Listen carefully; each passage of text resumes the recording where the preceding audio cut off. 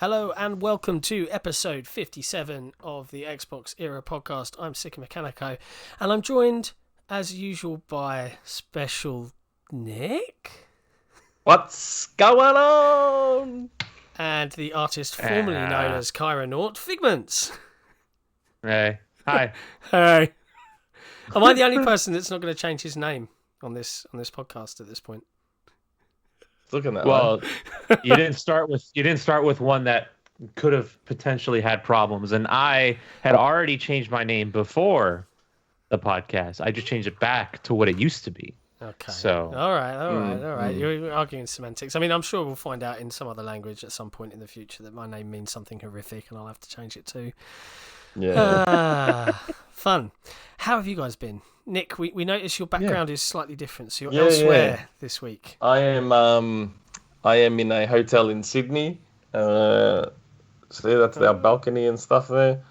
I don't want to show the whole room, but we've got a wedding here.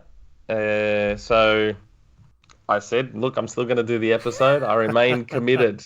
I remain committed to the podcast and to our fans. 57. That demand they see me. 57 episodes without a miss, yeah? Yep, I don't miss. Well, there you go. Elden Ring. Yeah. Okay. yeah. What have we been playing this week? I've got lots to talk about, so do you guys want to go first, or do you want to listen to me ramble on for 5 minutes? Or Well, we'll probably be out of the way quick anyway. So like last week, I've just keep going back to all the FPS boosted games and trying them out as well as Rocket League. I've started playing Rocket League with someone from Australia now. Like I still play with 10K, but now there's a new friend who I play with who's actually from Australia, from Sydney. I actually messaged him last night to meet up with him here, but he didn't get back to me. And he's actually a friend of Gaz's from Game On Daily. Gaz reached out to me in DM. He's like, I hear you're playing Rocket League with Monte Carlo. I'm like, yep. We started playing. He's like, mate, we've been mates for years. wow, It's like, small world. We started, very small world. The man Small with world, the sauce, delivering the sauce himself. I did see. I think they're doing their show tomorrow night with Thomas Sala and Mike Rose, head of Oh, okay. No More. Is it No More Robots? I think the guys who made Descenders.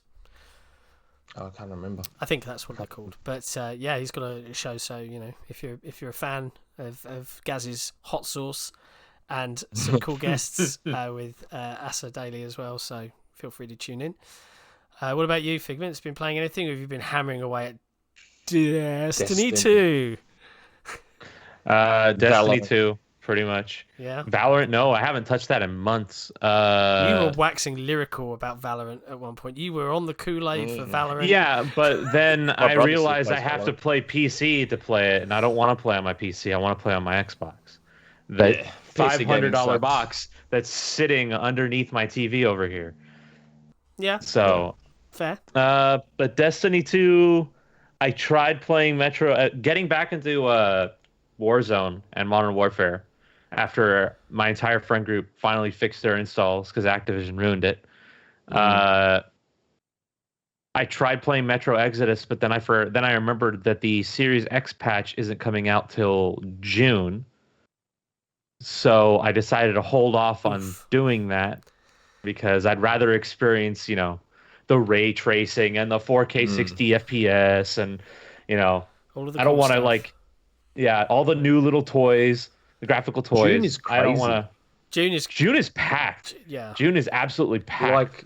Like more stuff keeps coming to June, and I'm wrapped because my birthday's in June, so I've got to sort the what I'm games. getting and how I'm going to spoil myself and who I can scam money out of to get me presents, and I've got a lot of stuff to work out. Man, I haven't had It's anyone buy. It's my birthday next week. It's my birthday in May, on Wednesday. Oh, you're May. Okay. Yeah, and I'm 37, and my kids really wanted me to take the day off, but I don't know if it's getting an old thing, but I hate my birthday. I am always miserable on it. It always rains, even though it's in May. Was it? Yeah, always. But you rains.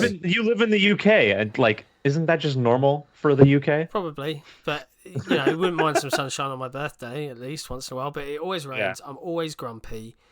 I never get anything particularly good or extravagant. Really? 'Cause, I'm 37. Socks, pants, maybe a bar of chocolate or Yeah. something. once you hit 40, I'm sure you'll get something good for 40. I got an OLED for my 40. Wow, be nice. That's great. But yeah, I'm just a big old mizog. But it's my daughter's birthday on the Friday, so I've taken the day off for that. But I'm going to work on my birthday, just get it out of the way, try and hide in here, and be miserable all on my own. Eat some food and just play games. But I've been playing lots of different games this week. Big highlights for me is I just spent an evening tonight, just before the podcast. I have a close group of friends that we play games together all the time, and we wanted to try something a little bit different. Last weekend we tried Second Extinction, had a lot of fun, but it was a little bit buggy for us anyway. So tonight we tried one that Don Cabeza reviewed quite a while ago, Deep Rock Galactic. Really good fun with friends. Lots of silliness, 4 of us in a big cavern, loads of bugs, loads of tasks. It was really good fun. But the big game that I've been playing, that I'm sure lots and lots of people have been revisiting and getting their nostalgia fix this week, or over the last 2 days at least, is Mass Effect. Yeah, legendary. My God, like I am so in love with that series all over again. It was probably, someone asked me, is it better than you're a big Halo fan, is it better than Halo? And I was like, it's probably my favourite gaming trilogy of all time. Like, they were just all so good. And just playing Mass Effect 1 in the new 4K remastered version, you look at it and you're like, this is how my brain remembers it, but then you see the actual comparison images and you're like, this is a huge step up. Like, it's is not, it though? It doesn't look. I've seen. This is just what I mean. So it doesn't look like WoW next gen or anything like that. It just looks like a really polished version of that game. So it's like what my imagination was of that game back in 2007. I don't know, because I've seen some screenshots. They wrecked the lighting a bit. Well, I thought that. I watched the comparison trailer, me and my mate, with big Mass Effect friends. We were sitting down last week before it came out, umming and ahhing over whether to buy it. And I was like, have a look at the trailer. They look like they mess up some of the lighting. It's like all washed out and it's lost some of the moodiness. But having played it, I'm going to be doing the review for Xbox Zero, depending on how quick I can get through this. I am in love with it again. The lore, the universe they created, the characters, the friendships, the bromance that I have with Garrus. It's just so good, and and that's the thing. I'm really excited because I'm playing the story again, and it's been so long that I can't actually remember all the little nooks and crannies of it. I know the gist, but it's been so long. I'm rediscovering my love for it, and I know that Mass Effect 2 was this huge leap forward for me. And anyone that thinks Mass Effect 1 is better, you're wrong. Mass Effect 2 is the best one. But I'm really looking forward to finishing Mass Effect 1 and then diving straight in. Like, I don't have to wait. I can just carry on the story. It's like a TV show. I'm really, really enjoying it. I need to go back to the first game. So good. On 360. How are the lens flares in the remaster? As beautiful as they were in 2007. One of my friends started playing last night the moment it released, 9 p.m. Pacific Standard, and he started talking about how, oh wow, so BioWare didn't get better with the lens flares; they just added more. As they should. It's the Mass Effect look. Honestly, it's just great. Even the Mako now, which was notoriously hilariously bad in Mass Effect 1, it's still like, it's elevated. The great bits of Mass Effect are now great, and the really bad bits of Mass Effect 1 are okay to average to, maybe good in places. So it's just elevated that whole first game, and it's got to be the star of the show because Mass Effect 2 and 3 were very refined. It's I'm not a huge RPG, and I know Mass Effect 2 and 3 aren't really RPGs, and even Mass Effect 1 arguably isn't. But I'm normally one of those people that gets bored of listening to the conversations, but it's so well written and well acted that I'm just sucked in. I've always been a sci-fi nerd. Yeah, I wholeheartedly recommend it if you can pick it up. It's just a really good collection of games. And the I'll second wait for Game Pass. The 2 and 3 are just like what, remasters and not complete, like redone everything like Mass Effect 1 is. I think Mass Effect 1 is probably the star of the show because it's the oldest and it's probably the one that needed the most work. But Mass Effect 2 and 3, I believe, have 4K upscaled texture packs, and some of the lighting and stuff's been touched up here and there, but they were already really good. And playing it and 60 FPS, man, if you go back and play Mass Effect 1, the 360 version on a 360, whew, that was rough. 60 FPS, and if you've been playing on PC, that's nothing, you're fine with it, but it's good. It's really good. The Mass Effect games, they're backwards compatible. Mm-hmm. They were never X enhanced, were they? I'm pretty sure they all got like 16 times NES. That's the stock standard stuff. Yeah, I'm saying dedicated. They didn't get any bells and whistles. I wonder if that was intentional. Possibly. EA probably had this in their pipeline for a year or two or something like that, and said, don't give them a big uplift. We want to, we want to sell our legendary. Microsoft are a partner after all, so why not? That's what I'm saying. I just wonder if maybe that Microsoft went to EA and said, "Oh, look at Mass Effect 1, 2, and 3. We've Vex enhanced them. Look how good they look. When do you want to give us the green light?" And then EA was like, "Okay, that's great and all, but whoa, we're doing our own X enhancement here that we want to sell." You just have to wonder. Yeah, it's possible. It's possible. But yeah, so sorry, I just had to wax lyrical about how gorgeous those games are. And everything is great, and I'm very happy to be playing them again. And that's probably all I'm going to be playing for a while, because there's 3 really big games to enjoy there.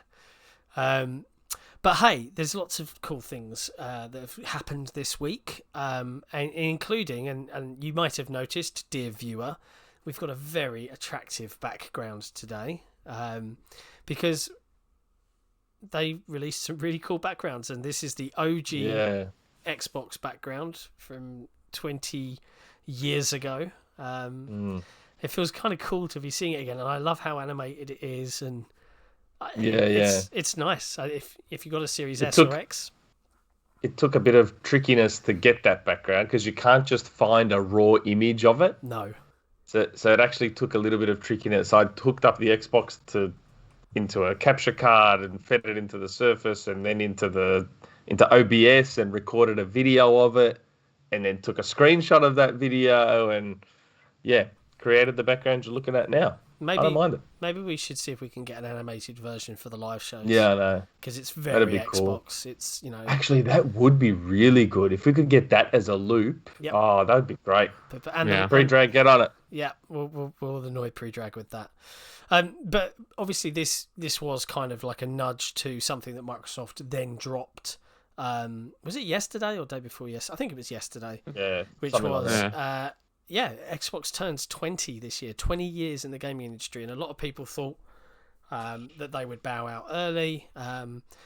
Arguably, midway through Xbox One or just after Xbox One launched, they nearly did.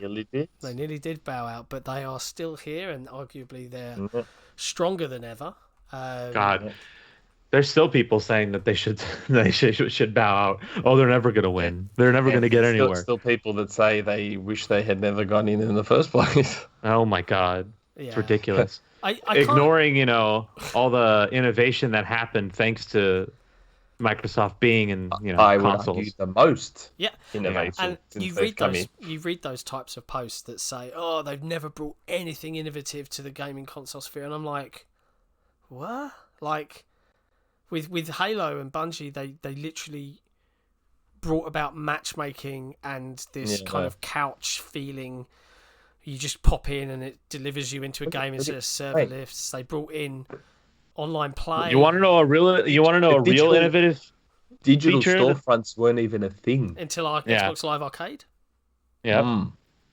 You want to know a real innovative thing though? Cool. Not tying the certification of games to a clock battery that you can't replace.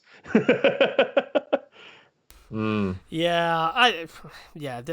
interesting. Well, you say that Xbox, the OG Xbox has some sort of capacitor in it that if it bursts, it's game over. Oh yeah. But that's more of a lottery then, because I still have an OG that's technically from the bad period, but I pop that thing open every now and again, and the capacitor is still fine. There's nothing leaking on the board. It's funny.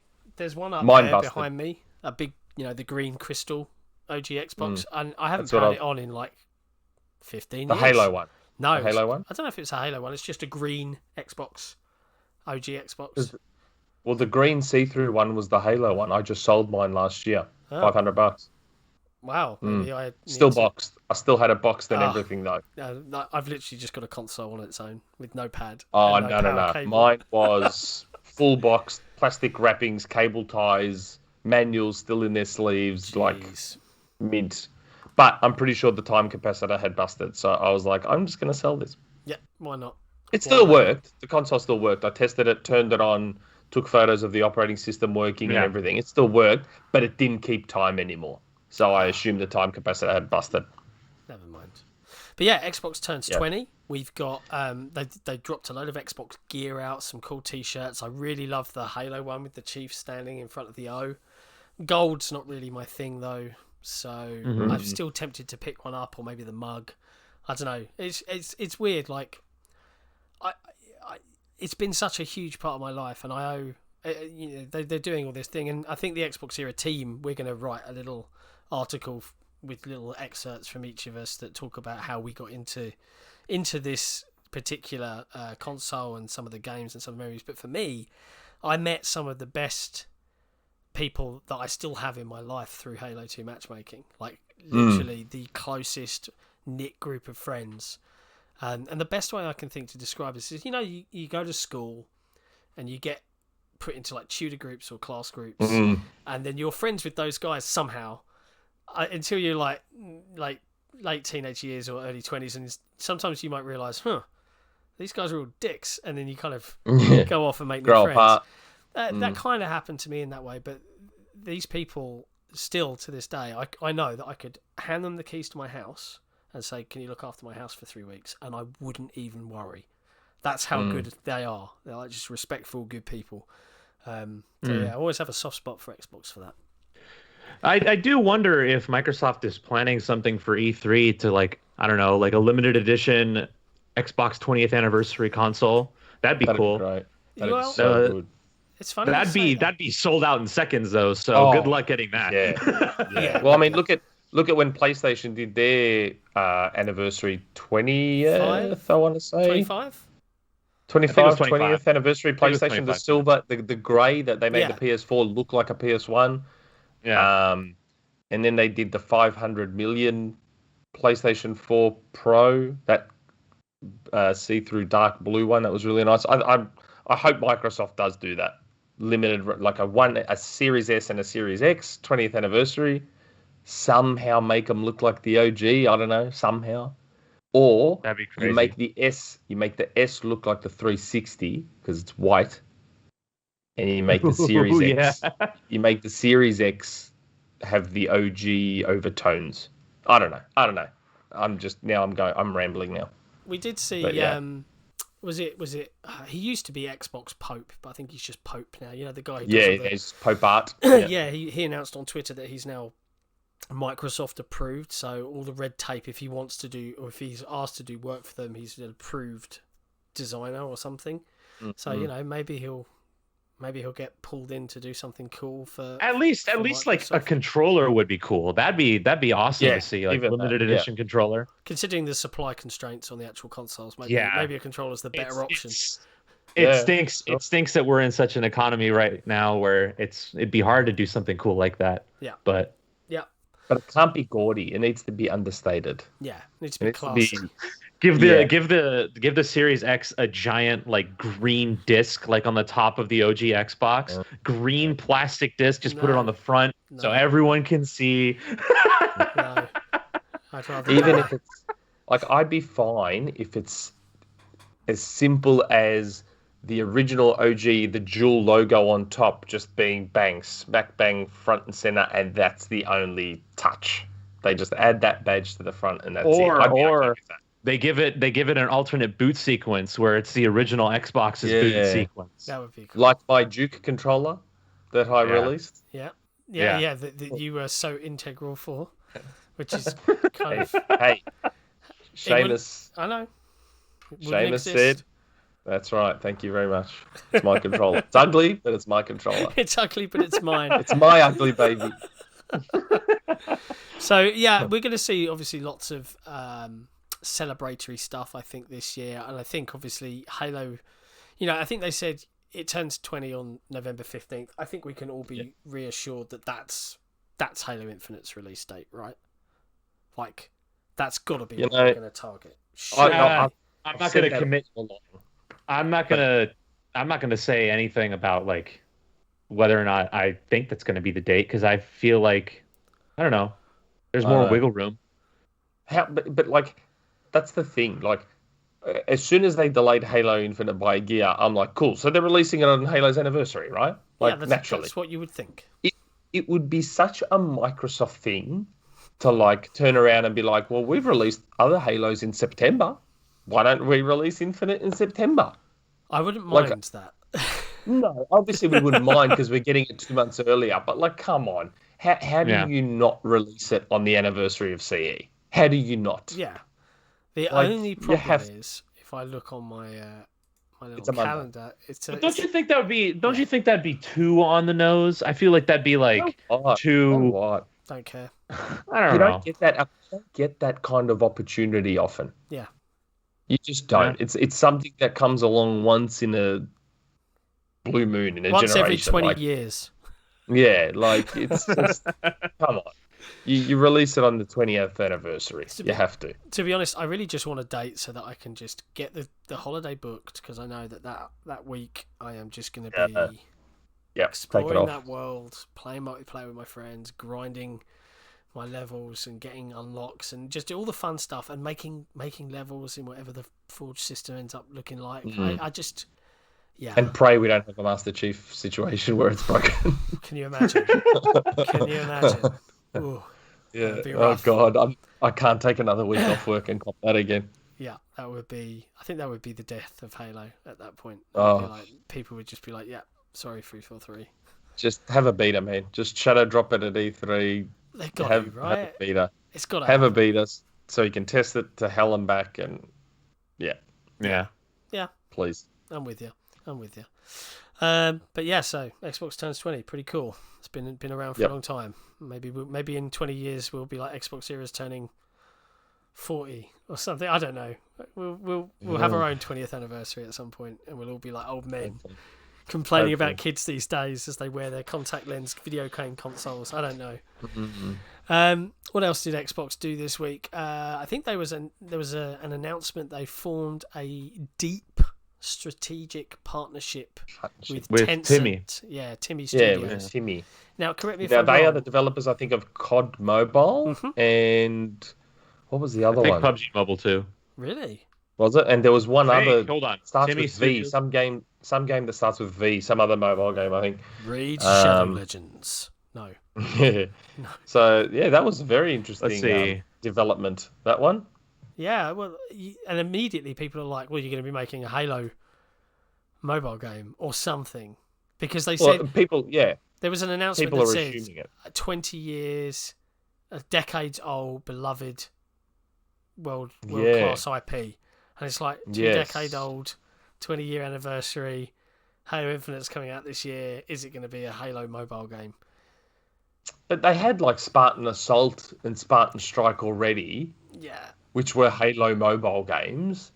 So I'm still struggling why they never released the sequel to, was it Spartan Strike? I know, Spartan Strike. Why isn't it out on a console? I don't know. Just as a freebie. I don't know. It's so weird. I've got it. I downloaded it on my Surface because it's free with Game Pass, and I'm just like, why did this never like? And did you see Spartan Assault got FPS boosted to 120 as well? Yeah. Why? That was part of the list. Jeez. It's just, I don't understand why Spartan Strike. It's probably just like a little small tiny UWP. Just release it tomorrow. Just like get it on freebie. there. Yeah. Why not? So strange. Why not? So strange. It is very weird. But yeah, so we don't know what Timmy Studios are actually working on for Microsoft, but there's a lot of theory out there, and that little tease about a beloved IP, maybe, but I guess we won't know until we know. But While we're talking about their presence, actually, you know what? No, go. No, okay. There was something not on the rundown, but it kind of relates. You can bring it up if you want. Oh, I think Microsoft either today or tomorrow or something are going to go through their plans for releasing in China. They're about to launch the Series S and X in China. So I think same with Sony too. I saw They're all the- gearing up for a China launch. I saw the Yeah. prices go out on Twitter. I believe from everybody's favorite analyst Zed Huge. I'm sure he dropped the prices. I can't remember what they were, but I'm pretty sure I saw. But I saw that you mentioned it was happening on Saturday. Yeah, and there'd then be I some got told details. it's been changed to Friday, which for is I guess now. That's- I don't even know. I haven't Oh, even maybe checked that's it ended up yeah. happening. So that's what I saw today. Then I think those were the announcements because I did Oh, see well, the there you go. So prices it and did- everything. So I think it. Yeah. So my source was correct. It did get changed to Friday because they originally told me Saturday. Yep.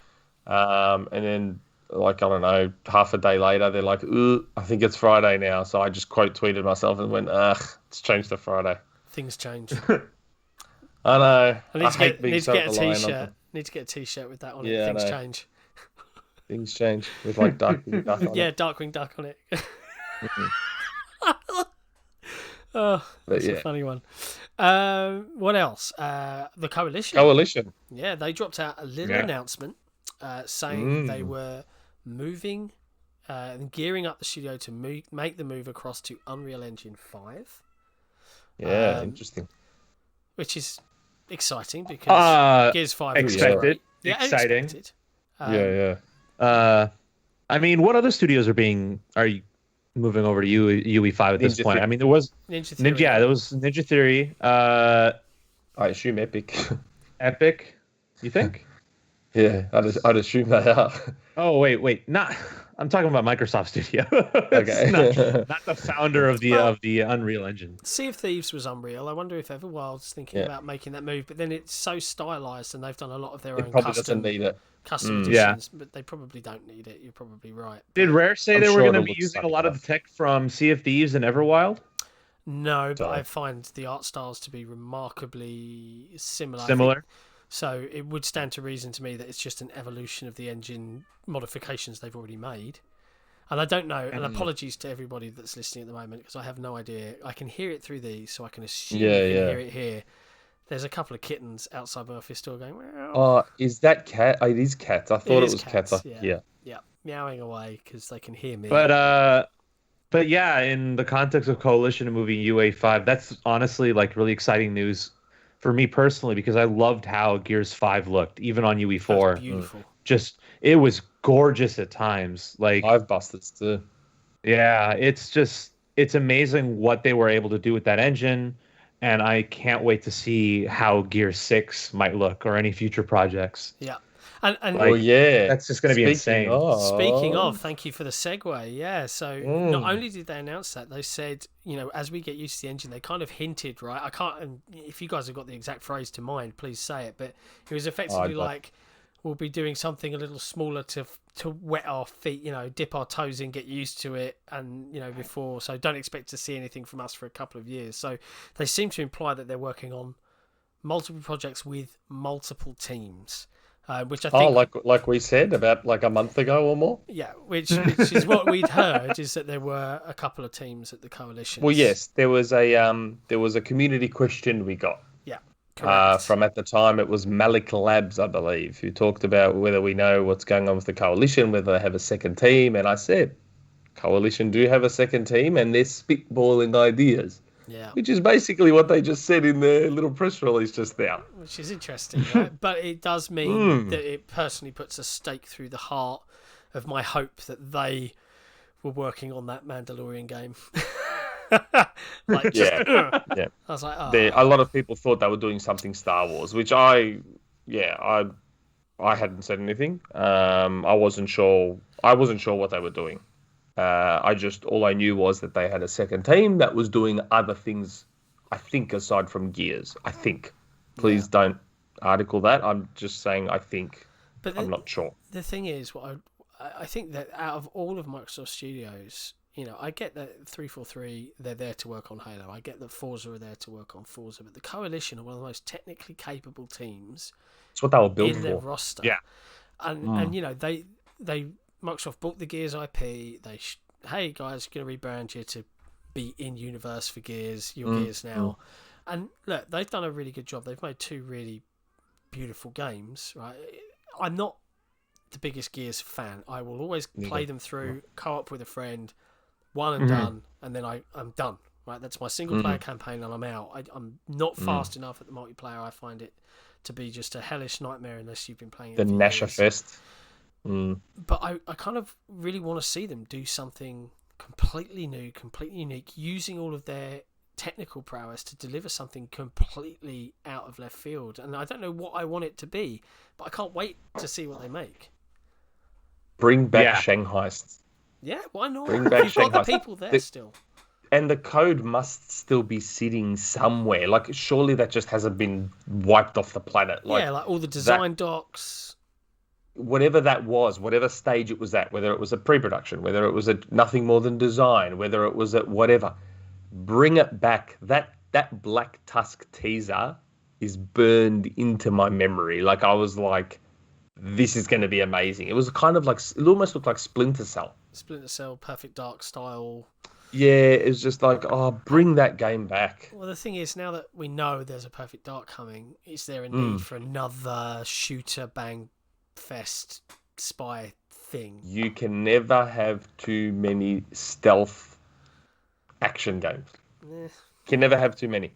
Come on, if Sony can get away with like 73 of their version of their over-the-shoulder walking through the forest thing, I'm sure Microsoft can have a couple of stealth spy games. Well, okay, surely. But what would you say if they said, oh yeah, we're still doing a Gears game, but it's a survival horror single player adventure game set in the Gears universe? The thing that I've been saying for like ever, and you know what the funny thing was, I was, I'm not trying to plug a podcast that doesn't need the plug, but I was listening to Podcast Unlocked, and they were talking about Gears, and they had a guest on, and their guest said, what if Gears was like, a really, not quite survival horror, but like a bit of a horror game? And I'm like, man, I'm getting everyone on track here. Gears. Send out those thoughts. I keep having these images and thoughts of a Gears game that's like hyperlinear, visually off the planet, greatest thing ever seen, because they don't have to have a big open world and all this sort of stuff. Just a survival horror game, like the game that the Mad World trailer alluded to.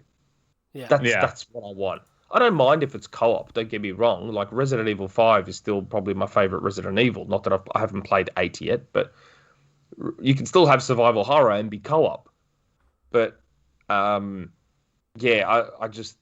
have these visions of like Gears, just the graphics being something. And again, I know I'm not always about graphics, but like obviously the more linear you make your game and the more focused, you can go nuts with that. And Coalition are very talented in that way. So it'd be nice to be able to see them flex their muscles without being, I don't know, oh, well, it's got to be open world, so we've got to cut back on all these things. Because gameplay-wise, we already know they've got that down on lock. Like, Gears feels like Gears. Yeah. Rightly or wrongly, good or bad, whether you like it or not, Gears feels like Gears. So they've shown that Gears 5, they already know how to take care of that side. Yeah, Gears 5 was the snappiest, smoothest Gears, I felt. I didn't feel so much like a tank. It was very responsive. It was fun to play. But yeah, the Gears universe, I'm not invested in it. I don't care about it like I care about Mass Effect or I care about Halo. It's just... It's dumb fun. It is like literally B-movie level fun. There's nothing like, oh my god, this is so shocking, what a revelation. It is like, Yeah. So but yeah, either way, definitely a studio. It's just, and Xbox fans are used to this, right? Wait for E3, wait for build, wait for the next E3. Can wait a couple of years. At some point, guys, Microsoft will finally start delivering. We just have to wait. And if it's not this E3, we wait till the next one. And we've done this for 5 years. I don't think that should replace that should replace Jump In as the tagline. Wait for E3. Wait for just E3. wait. Well, the thing is, if that is the, we'll talk about E3 a little bit later on, right? When we get there. But if that's the end result of this E3, if it's just like, Wait for the next E3. Man, it ain't gonna go well. I don't, maybe we'll rebrand. We'll become PlayStation Era. And at that point, it's like, what has been the point of all this goodwill building you've done for months now? Yeah.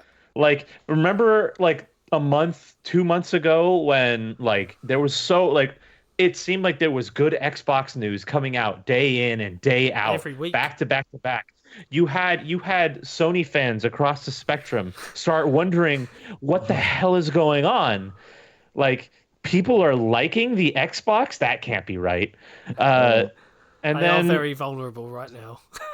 but if if E3 ends up either, I wouldn't even say it would go so far as it'll be a disappointment.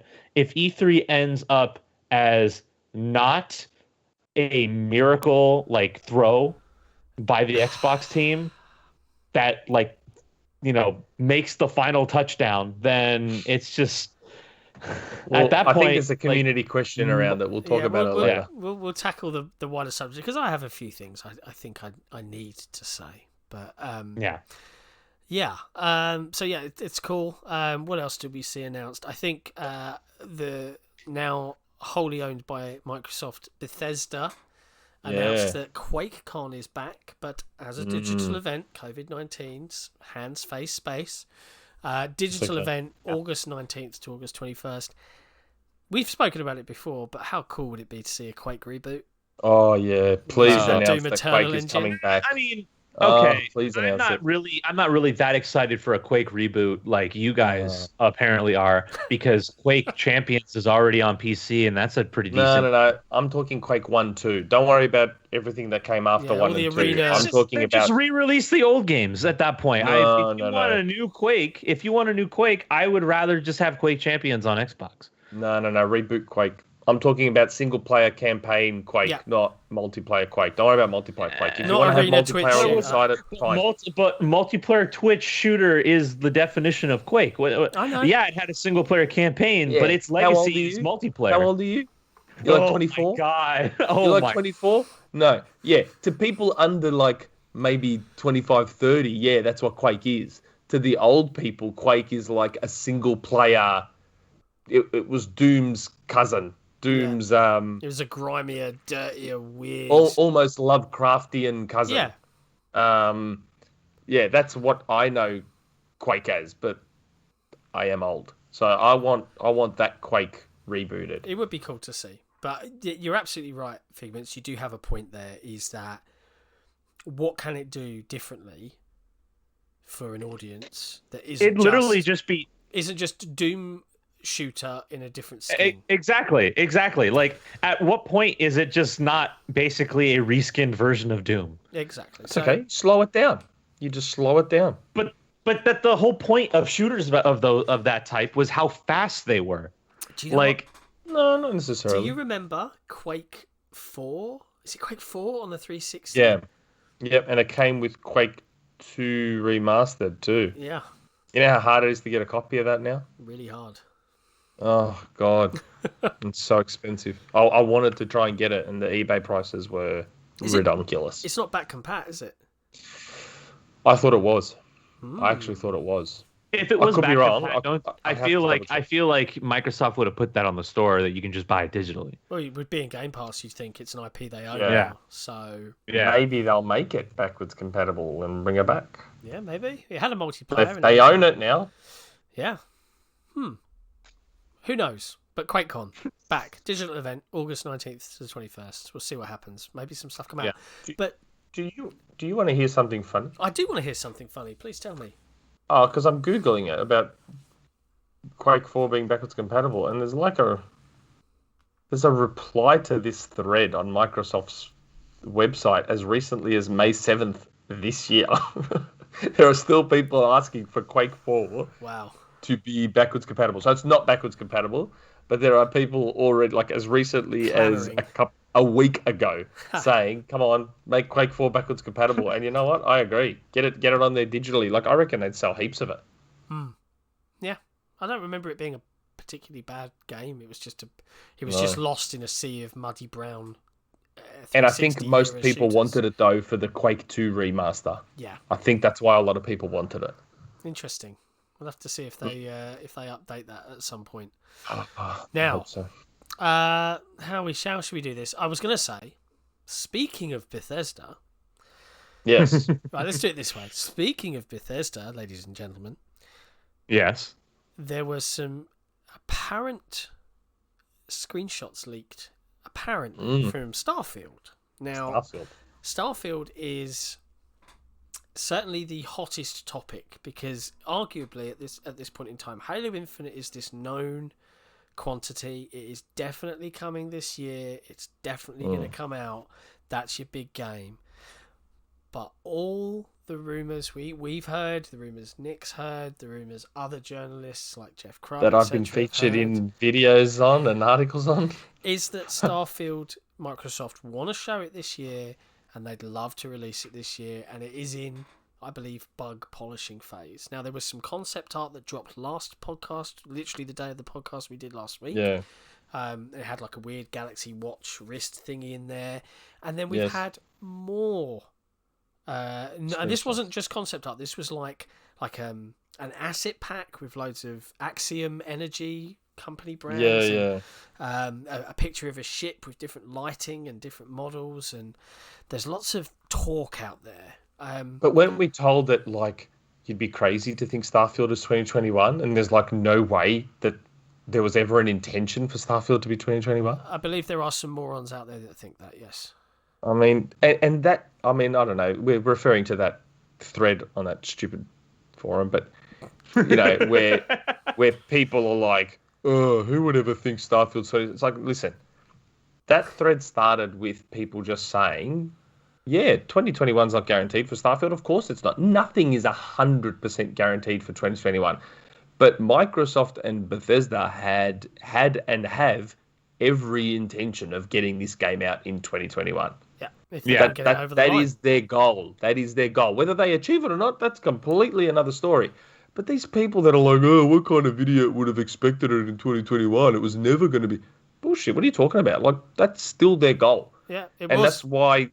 Yeah, and my ad thing, that's what that was about. That's why I always felt that it was probably going to be 2021, because they bought ad time for it. Now, again, that doesn't guarantee it, but it clearly shows their intent. Yeah.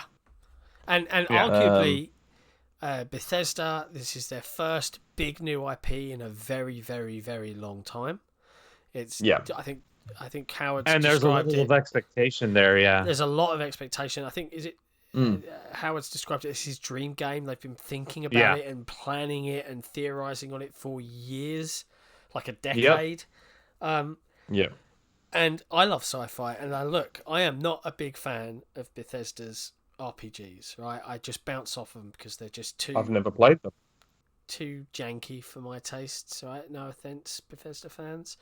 Saying that, one of the other games I tried this week was Fallout 4 because of FPS boost, and I started to kind of get a little bit intrigued. It's a very pretty game at times. You know, the facial animation and stuff's a bit wonky, but the environments looked really, really well done.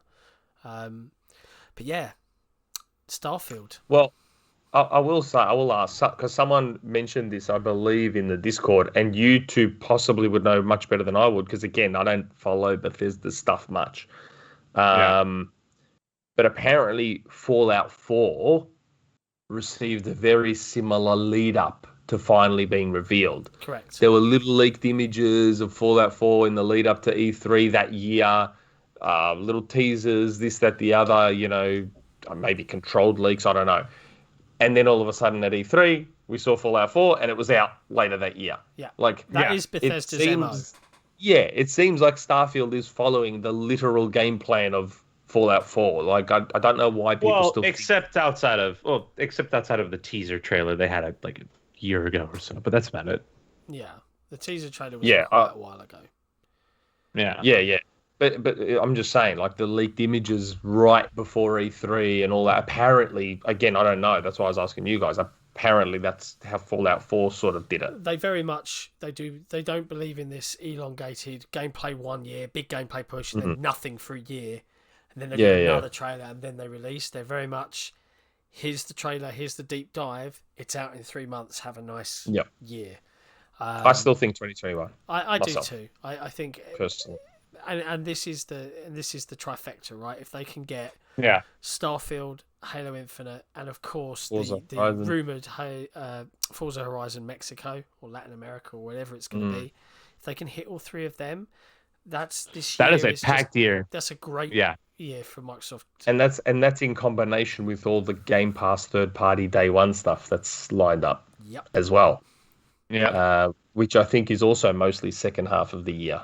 It's going to be a crazy time. Yeah, that from like August on, if all the Game Pass deals have gone through, plus we get Halo, Starfield, Forza, like even stuff like Gunk and Ascent, like the Ascent looks so good. yeah, like that's all stuff. But we won't go off on that tangent yet. No. But yeah, if they get it all there, that second half of the year is going to be a little bit ridiculous. Yeah, Just a little bit ridiculous. It's going to be fun. Yeah. But yeah, we'll dive into it because I know there's E3 questions as part Yep, of our patrons and stuff. So, do I get to click the button this week? I don't know. Do you feel like it's a bit of a? My rumor mill got ruined a little bit. It got ruined a little bit. Look, we won't do the jingle, but we'll still do the timestamp. We'll still do the timestamp so people can be pointed to the discussion about it. Fair. But I had a rumor mill planned, and it got a little bit ruined. Like there's a story to this. I'm a bit annoyed. Like, and that's why I don't want to make a big song and dance because I don't want to attract the whole he's only piggybacking thing. Like, yeah, fair. Yeah. So well, I know you're not because you showed it to me like 2.5 weeks ago. No, I 3 know. weeks So ago. I've and this is why sometimes like I've started asking my sources because I don't like being accused of making stuff up or piggybacking or whatever. That's why I've started to sort of show my DMs now when I try and make sure that everything's blacked out or whatever, and I show the DMs like I've said 100 times. I rely solely on these DMs. I don't have anything else. So I was told like a month ago, hey, got some info on Arcane's new game. It's gonna be at E3. And I'm like, oh, cool. And they're like, there's like this vampire-themed RPG that they're making. And apparently they were actually making this before Deathloop. So they've been making this for a while. There's 2 Arcanes, isn't there? There's Austin and Leon. Yes. I don't know which one's making Deathloop? I think, is it Leon? I think it's Leon. I'm sorry, I don't even know. I'll go with my gut. I'd have to Google it. But yeah, this game, they had, I think either whether it was ideas or whatever, but this was actually from before Deathloop, this one. And I believe the code name is Omen. Mm-hmm. Which should be getting announced at E3. But like I said, they told me not to say anything, and I sat on it, and I sat on it, and I sat on it, once again to my own detriment. And then I started seeing it getting mentioned, so I showed them. I said, look, there's someone on Reset who's mentioned it. There's someone on Twitter who's mentioned it. There's someone here that's mentioned it. I'm like, can I say something? They're like, yeah. Say something. I'm like, and then it just like blew up. It's on Reddit and it's everywhere now. So like, I feel it was bad annoying, for them in this sense. I know, because I know. There's been, man, how do I feel about this? People love Arcane. People love Arcane, and everyone gaming people get excited, right? And there's something, I don't know. When I see an unannounced game, like I don't mind hearing theories, like we've heard it's an online game, we've heard it's a really deep RPG, but like that's a little bit of detail that I bet that team, if it's all accurate, wishes hadn't leaked, because people love Arcane, they love their immersive sims, and they love everything that they do. Prey was enormously loved across the board, even though it didn't perform well commercially. It was very highly rated, and I kind of feel for the devs a little bit, and I know that we've sat on stuff when it's been super specific, because it feels like you're just going in and ruining a party. But in this instance, it's already out there, right? We're just well, that's the thing. The boat has already sprung a leak, so we're kind of just talking about it. But I kind of do feel for him a little bit, because I bet there's this moment that they want to have on that stage, right, when it gets announced. Well, because gaming is so secretive, and I guess if you can manage to get that secret all the way to the line, it must feel really good to do. But I don't know. I feel like it's this vicious cycle that may never end. Yeah. Like the reason the whole leak culture happens in gaming is because they're so secretive. It's almost like they force it out of us. I get what you mean. Like why don't we get that in movies and music? Because they're just so open about everything. Well, Look at Marvel. Here's That's our not movies true. for the next 15 years. Marvel is a very much a microcosm of the movie industry. There are a lot of projects we don't know about that get released and end up, being much better for the surprise. Yeah, but on the whole, though, in the movie industry, there's not secrets on the level of gaming. Like, Well, that's because of the unions. I would imagine the unions need to report costs to everything. we talked I about don't know, this maybe. with Jeff Grubb, right? And the other element to this is that games are really, really, really hard to make. And up until 2 years into a project, you don't know what's going to come in, what's going to land. Could get cancelled. Could get all sorts of things. So that, I think, is another part of why they're... And because Not even they cost so 2 years. much to Sometimes, make. sometimes even you don't even know what the project looks like until 6 months before launch. Yeah, really. And that's the other thing. That was a big story of the original Red Dead Redemption, from what I heard. Like, that project did not come together until the last 6 months of development. It was about to be shipped out the door. That's the case for most video games, right? They look absolutely awful. Like, they're buggy, things don't work properly, right up until the last 6 months. You think about how complex some of these systems are lying underneath the hood. Yeah. And that's also why developers hate E3, because they've got to take one tiny little vertical slice and throw a load of manpower at it just to hit a marketing beat, when they could just be making the damn game. And I have to wonder if a part of Halo Infinite's show was them, because we've heard rumors, and we're not going to talk about them here, right? We've heard stuff about why that is the way it is. But we've also, my own personal theory was kind of like, you got to wonder if they thought, everyone will understand, it's COVID, and things are hard, and, we can just show as it is in progress. I don't know. It's really odd to me. But it is what it is. This is gaming culture, and unfortunately leaks are a part of the game.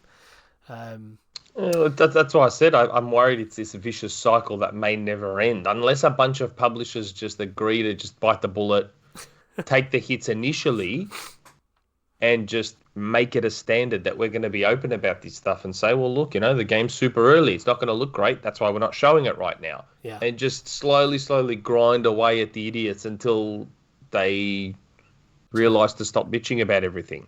Yeah. Otherwise, they'll never realize that. The league culture will never end. Like, it's... Yeah.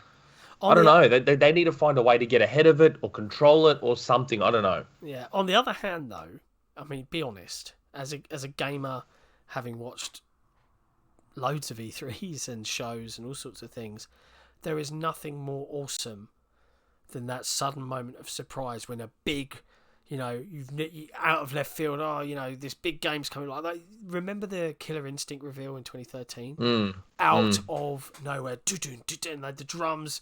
And I always remember even Max... the Crackdown 3 one, hearing that orb sound. Remember they played the orb sound before showing the actual trailer, and I was like, there's nothing greater than that. And do I want to trade more openness and developers having an easier life for that little moment of endorphins and fun? Sorry, devs. No. See, I'd trade it. I don't know, personally, I don't care about spoilers. Not in anything. Not in movies. Not in games. I don't care. Like, I just like knowing stuff. So, in the end, if you want to be super reductive about it, E3 is just a bunch of ads. Yeah. I don't care about having ads spoiled for me. Yeah, I get what you mean. Like, yes, I understand it would be amazing if I was watching E3 and all of a sudden I hear "Welcome to Power Stone World" and I'm like, oh, it'd be amazing. But at the same time, I don't think or know that's ever going to happen. So it'd be great if, and that was the thing. It was part of that Capcom leak that Power Stone is probably planned for 2023, 2024 or something like that. And now I can just sit back and hopefully wait for it to happen. But I would just prefer that Capcom come out and say, yep, we would like to bring back Power Stone. Here's the plan. we'll show you when we show you, and then I know it's there. You can just relax. I'm fine with that. I'm an adult. It's fine. It's okay. Yeah. I'm not a little kid that needs to constantly be surprised and wowed. I just like knowing. If the projects don't pan out, you get 50 articles the next day saying how the studio's a failure and like I don't know, Activision's going to shut it down and gamers are the real problem here and yada yada yada. And someone's going to take the bullet and wear that down. So initially, yes, that's what's going to happen. But if it starts to become the norm, all of that goes away. So there's going to have to be a but no one's going to bite that bullet. No one's going to bite that bullet. Well, then the leaks are going to keep happening. Like, that's what I mean. That's why I said it's a vicious cycle. So someone's going to have to attempt to break that cycle. I don't know who, but someone's got to do it. Well, I think that is another reason why you see so many early access games is because a lot of games, if you go out and you have a really cool idea, but you go off and work on it in silo and you don't nail everything straight out the gate, your game might launch and people go, and then, it's crap. Or whatever. I don't want to be dismissive to those that's happened to, but you see so many early access games now because people are so excited by the concept on its own, and they've got just enough bare minimum game systems in there, but then they can iterate live and on the fly, and then you end up with a good product. The weird part about that is that it does seem to miss that hype cycle. Like Grounded 1.0 is going to come out this year, but I feel like Grounded's big moment was last year. And it's not going to have a big moment this year, even though it's going to be the final release, and it might have a. Yeah, that's one of those things. Look at Sea of Thieves. Like Sea of Thieves is a success Sea story. Sea of Thieves, to me, Sea of Thieves' only mistake was trying to take that grand entrance pathway when it wasn't ready for it. Yeah, that was their only mistake. Had they just gone this is what we're working on. We're going to release it in early access and work on it. We're going to take our community on board, blah, blah, blah. You'd argue it'd be even more successful than it is now because no one would have had this over-hyped expectation for it. Yeah. And then been let down. Like, they've done amazing things for Sea of Thieves because, first impressions last. That's a rule of life. So for Sea of Thieves to be as successful as it is, despite that first impression hurting it, just goes to show you how good it probably is. I don't know because I don't play it. Just goes to show you how good it probably is and how good and successful it could have been had they taken the quiet road initially rather than the traditional road. Yeah. If that makes sense. Yeah. We'll see. I think I want. No, I don't want to go down a Sea of Thieves tangent. I'm just going to shush. I've had someone drop me a little message on Twitter regarding Sea of Thieves, and nothing to do with stuff that's coming to the game, but more something for this community that we might be able to do in a really cool, fun way. That we might do it for charity. We might do a stream of some sort in the very, very near future. Where the community may come on a private server. So we'll pick some community captains and they can man their crews and they have to hunt down me and my crew, and if you manage to successfully sink us, you get a prize. And we might do that for a 5 hours of shenanigans and do a live stream and stuff. So we're still kind of figuring it out, but we'll see. We'll see what we can do. Maybe I'll get Miles on board. I know Miles knows how good Sea of Thieves is in his heart. Anyway, that's cool. This week's Rumour Mill. Not much else to talk about. Sort of. E3 is approaching. Now, I know I said last week that I thought we had a guest, and I was wrong, but we do have a guest next week? No, the week after. The week after. So what's the date today? The 15th? Yep. Yeah, I think our guest is not next week, but the week after. I'd have to double check that. Okay. Do we want to say who the guest is? Let me. Hold on. You want to check? Okay, we'll come back. I'm checking. Yeah. But meanwhile, it's now that the time. 29th. The 29th. Okay. Yes, the 29th. Do we want to say, or do we want to wait till then? Because we're now 2 weeks out. Yeah. We'll wait. We'll wait till next week. We'll wait. It's a fun guest. And then we've got one more guest coming along right before the last show before the big weekend of E3 2021. Which obviously, yes, we'll be doing a live stream. It won't be just the standard Xbox Era podcast through crew you see in front of you right now, or you're listening to us. That'll be our 60th episode. It will be our 60th episode, and it will feature some additional team and staff members, and we'll have a big old panel, and hopefully Figments won't be 10 seconds ahead of us for every reveal. We'll see. Look, I can't help that E3 is literally 2 hours from my house. Okay, it's not my fault. Should. But I should just move to the UK, is what you're saying. So the delay is the same. Yeah, we'll figure something out. But I'm really looking forward to that. It is going to be a fun time for everybody. It's going to be amazing. I'm excited. I love E3. Anyway, now is the time in the podcast where we like to say a big thank you to our patrons. For those that are first-time listeners or who've never listened before, Xbox Era has a Patreon to which you can officially support us. They offer a number of tiers. You can get some cool merch, or you can just turn the ads off in the forum. But what it does allow you to do is enable you to ask exclusively community questions to this crew, and you get your own private Patreon lounge, which is a private area in the forum for our patrons. They can come in, chat to us. We run a lot of ideas by them about what they want to see in the community. It is a great way to have an effect on what we're building together. So head over Xbox Era on Patreon and have a ganders. But a big thank you to Dylan, Blast the Bass, Nodorius, Not Jack, The Scarecrow 121, Torn Raptor, Crazy Spaz, VK Andrew, Brit, Keres, Notian, Gabquist, Jirepa, Daifuko, Hexa, RRC 1594, Saint Irv, Shadowgasm, Somnia, Sowing Shade, Running Riot, and Red Sun. Loads of I think it's just J Ripper. Just J Ripper. I don't know. I should space the J from the Ripper. Yeah, maybe I sent him a message saying EPA. Yeah, no. I sent him a message saying what name do you want us to use, and I've not heard back from him. So I just put J Ripper. I didn't want to put his full name. Fair enough. But yeah, thank you very much, guys. You're all wonderful, wonderful people, and we love you lots. Now, okay, to the questions. To the community questions. Okay. Dive on in, the forum, please. Now, on the forum, feels good. Yeah, Torn Raptor. Hi, regulars and Figments. If you opt to join us, in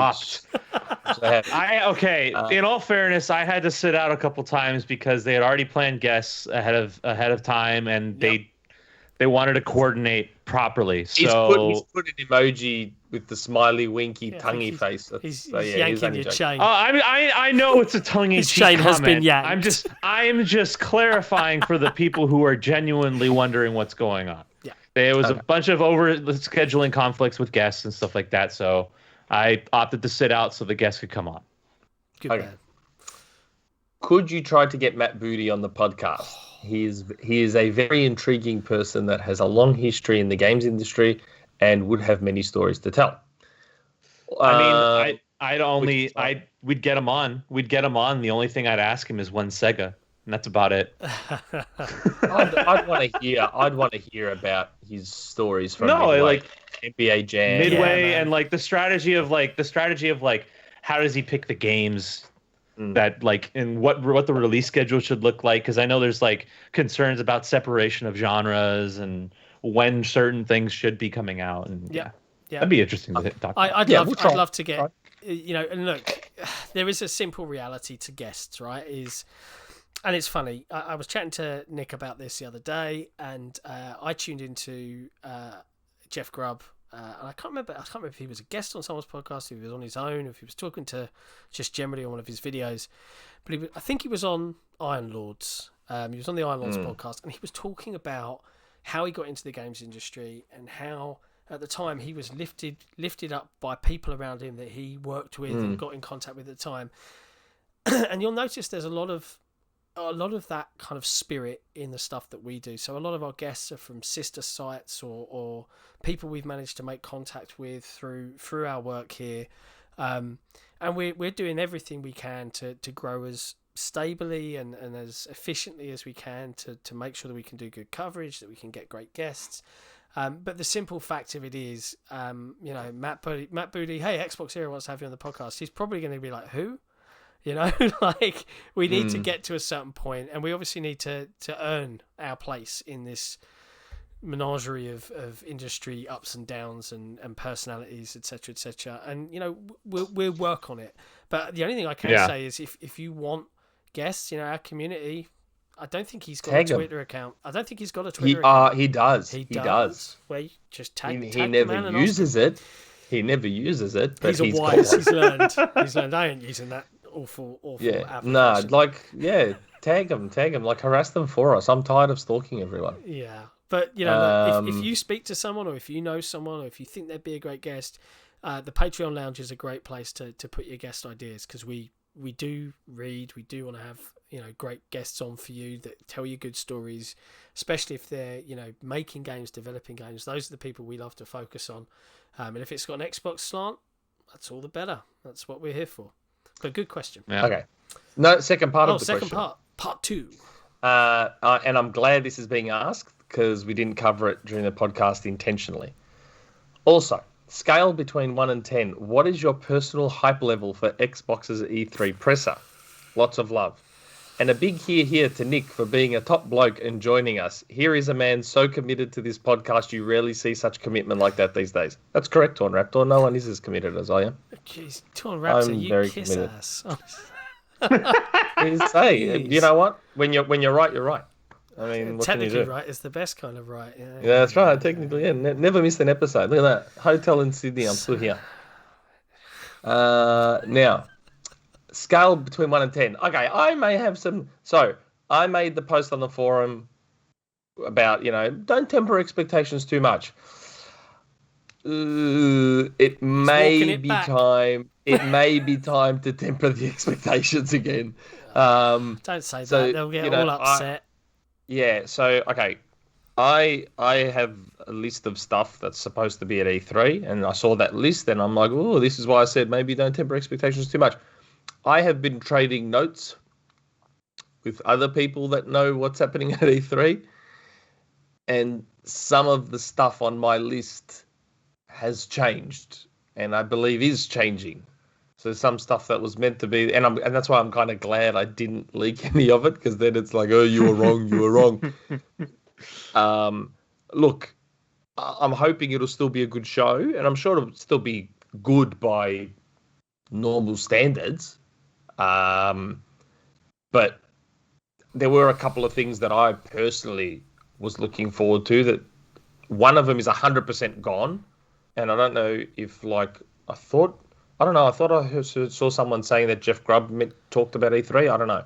I saw that he said there was going to be some bad news today, but I didn't actually keep up with Discord to see what the bad news was. I don't know if I should. I don't know if I should mention the game that I was told was originally going to be there, but has now been pulled. It will just upset people and cause uproar. Yeah, and I don't know if I'm supposed to say it, so I'm not going to. And then there was something else that I was personally very excited for, and this person who we were exchanging notes was like, oh, I didn't hear that one. And I'm like, oh, no. Does that mean it's not there? So I don't know. So I'm going to go back and fall back on my standard normal MO procedure. And say, temper your expectations. This might not be the big one that everyone was kind of expecting and hoping for. Now, wait for next E3. Oh God, don't. Right, ignore. Wait for next E3. Everything for Nick next just E3. said. Ignore everything Nick just said, because anyone that knows me knows that I don't overhype things ever. I guarantee there's some people listening to this podcast that are laughing their heads off right now. Bungie. I don't. But I don't know, man. It sounds like you're saying this isn't going to be the E3 of dreams, right? This isn't going to be their big. Yeah, we're serious, guys and girls. Having said that, though, if they knock Halo out of the park, yeah, like if the Halo demo is great and we get a beta shadow drop, and let's say they announce the Ubisoft games coming to Game Pass, which we already confirmed, and let's say they show Starfield, and let's say they show Arcane's new game, that's already pretty good already. Yeah. Do you know what I mean? Like that's already And not Forza too bad. And maybe Horizon 5. Yeah. Forza Horizon 5. And maybe if they shadow drop the Ascent, and maybe like it could still end up being I think it's going to be a good really, show. really good. It's just the list I got apparently has already changed and is changing. And that's the only reason I'm like, maybe I go back to my default position of temper your expectations. It's the wisest course, right? Because that way you can be like, it's if you just keep telling yourself for the next 4 weeks, it's going to be rubbish. It's going to be rubbish. Everything's going to suck. It can only go up from there. You'll have a good time. Or it could go down from there, and you could say stuff like, "I don't know what I expected," or "I expected nothing, and I'm still disappointed." I'm still disappointed. Yeah, from Malcolm in the Middle. Is that Malcolm in the Middle? Mate? Yeah, that's Malcolm in the Middle, I think. Yeah. Classic. Okay, now we have a Karis question, but I am not at home, so I don't have my props. Well, look, for the Karis question, I have a cup of coffee. Hang on. She asked me to wear a polo shirt for this episode. Okay. Be like Holly, right? So yeah. So I'll do it up there, and I'll try and get it up like that. You can kind of see it. Yeah. And if I take off the headphones just for a second, I'll try and be a floating head. Okay. Now you feel like you don't have a neck. Hang on. Yeah.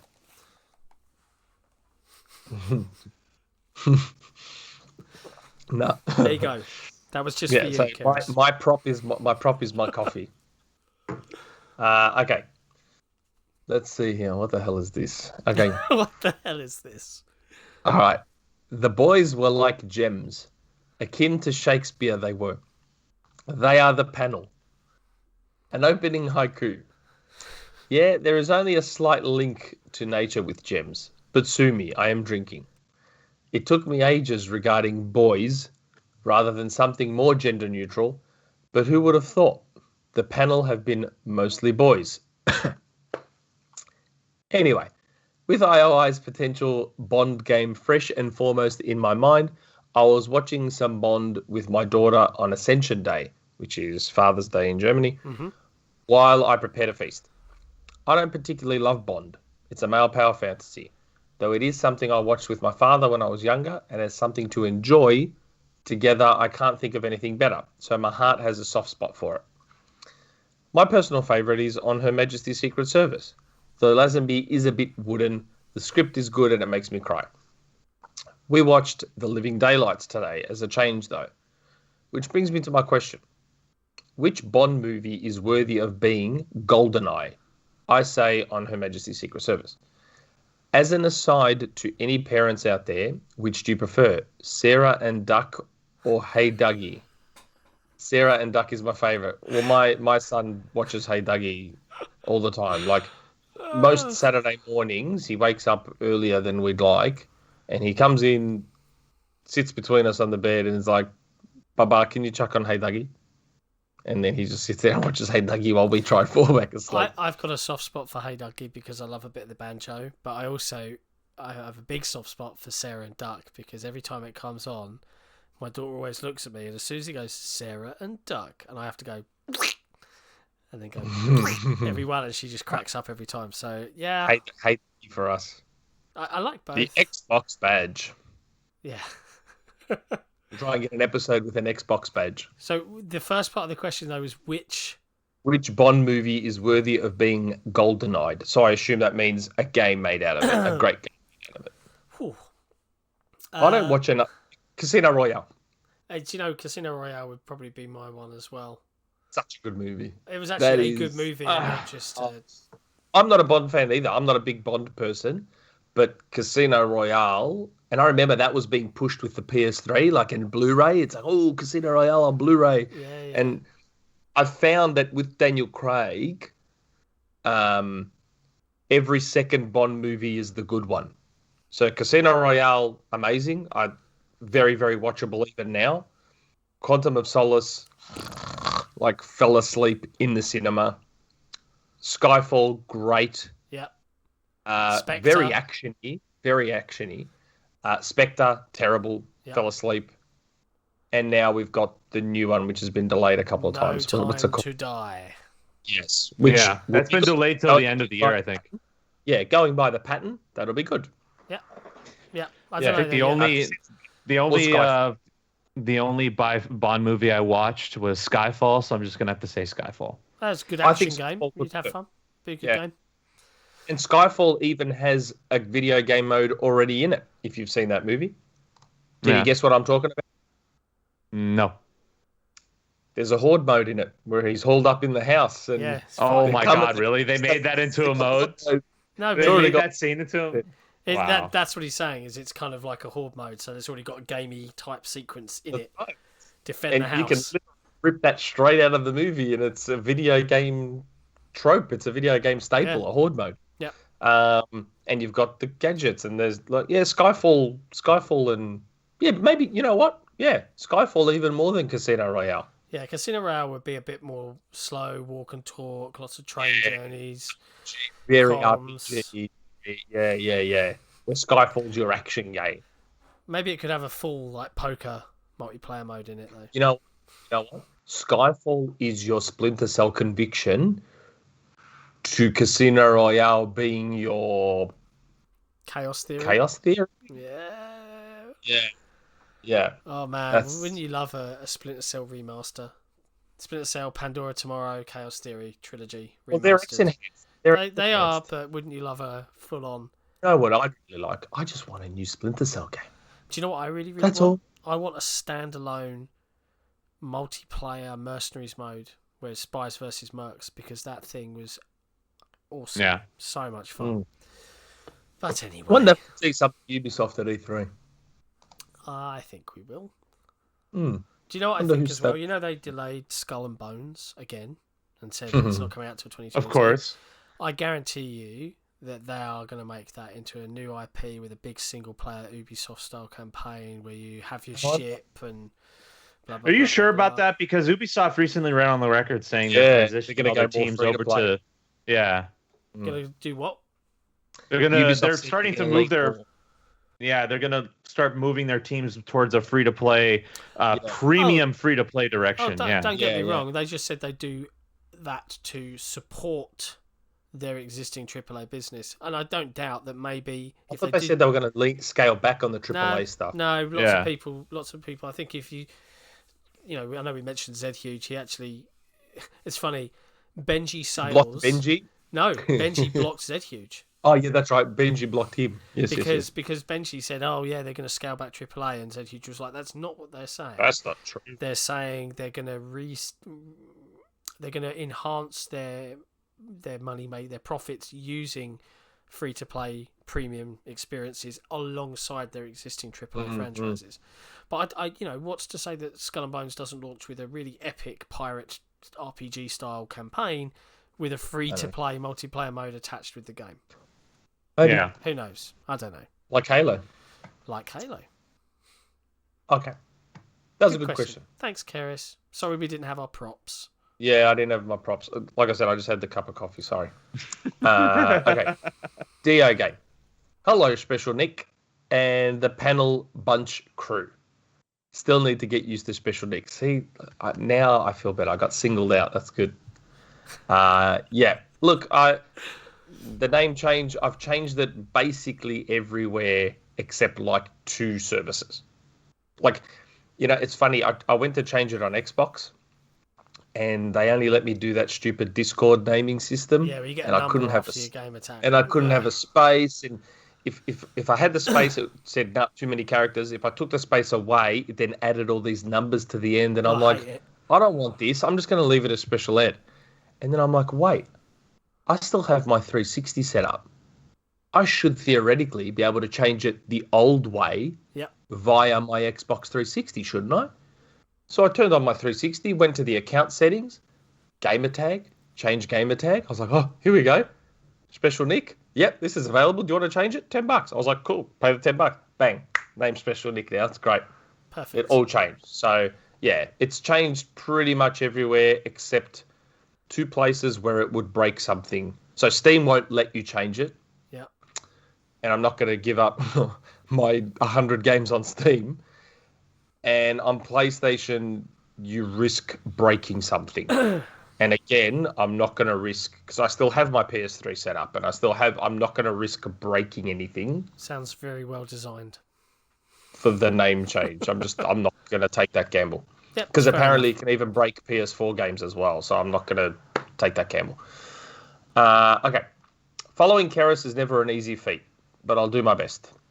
Deathloop and Ghostwire Tokyo are in a bit of a tough situation, to put it mildly, with Sony having money-hatted what are now Xbox first-party games. Mentions of these games by Microsoft are virtually non-existent.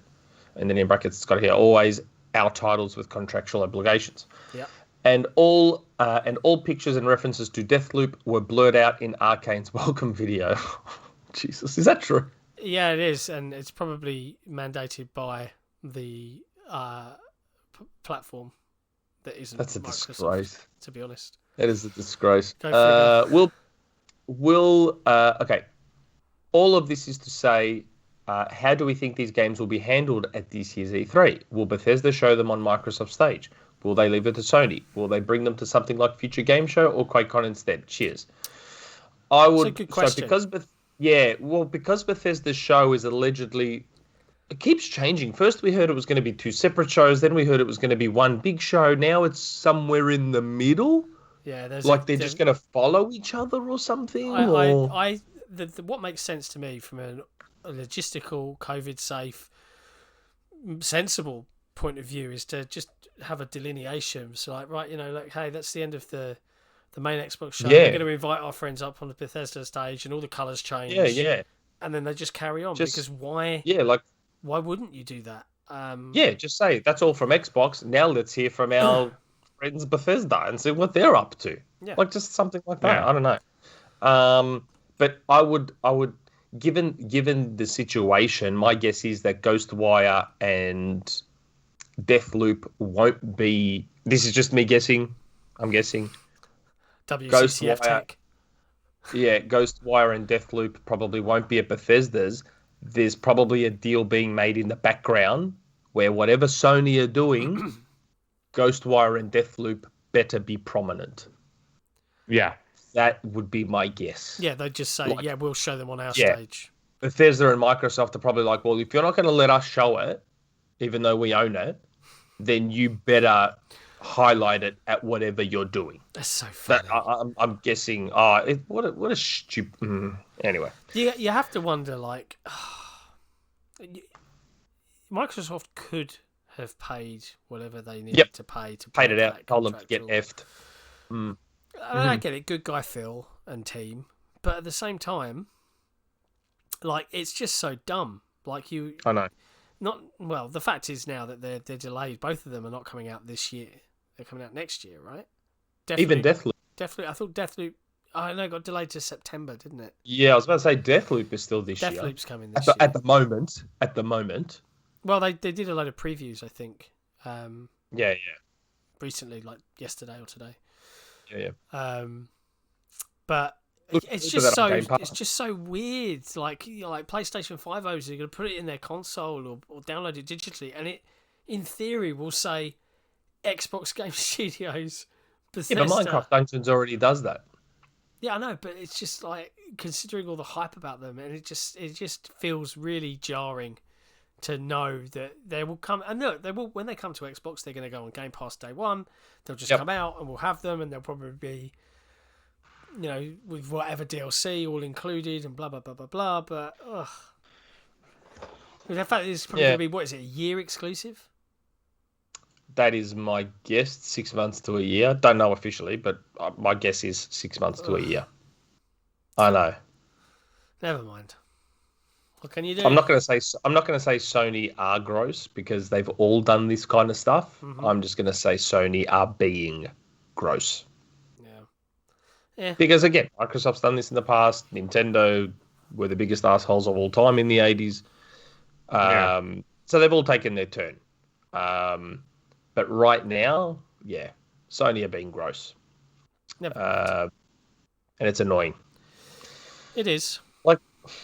In the end, most consumers are educated enough to know, at a minimum, when a game...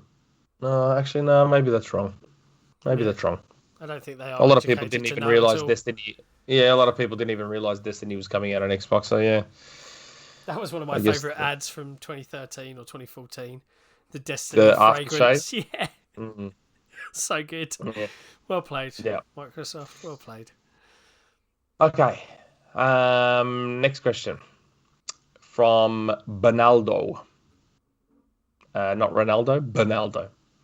Entirely selfish question. Have you heard anything about PES 2022 delays from your sources? Nope. Sorry. That's all I can say. I'm guessing my sources probably don't even care about PES.